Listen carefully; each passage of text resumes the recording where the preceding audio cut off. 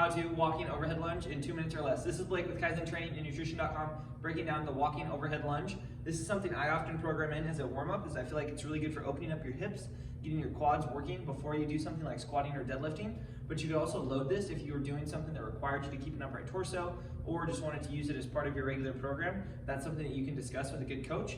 What we want to talk about here is overhead motion. So in order to get our arms, our hands directly overhead, we have to have good mobility in our thoracic spine and good shoulder mobility. That's going to help a lot if you're doing things like overhead pressing or Olympic lifting. And then in doing so, it's going to help keep our torso upright, which is going to help us to lengthen or keep our hip flexor from getting that hunched posture. So what you're going to do is you're going to try and get directly overhead with your arms locked out.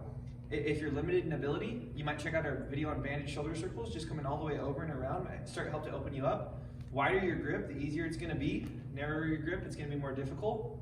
You can use a band like this, you can use a dowel, you can just use a steel plate, but you're going to get directly over top of your head. I don't want you to get here, I don't want you way back here, so that's going to put extra strain on your shoulders, so right over top of your head, and then you're just going to walk from one step to the next, so you're here, and then you're just going to come right into the next step.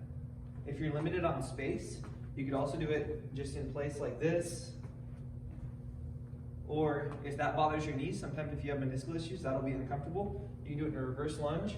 But what I want you to focus on is keeping your hands directly overhead, keeping your torso upright, and that's going to help to really open up your hips before you start to do your lower body workout. If you're interested in more training, nutrition, or coaching advice, check out the link below for Kaizen Training and Nutrition.com.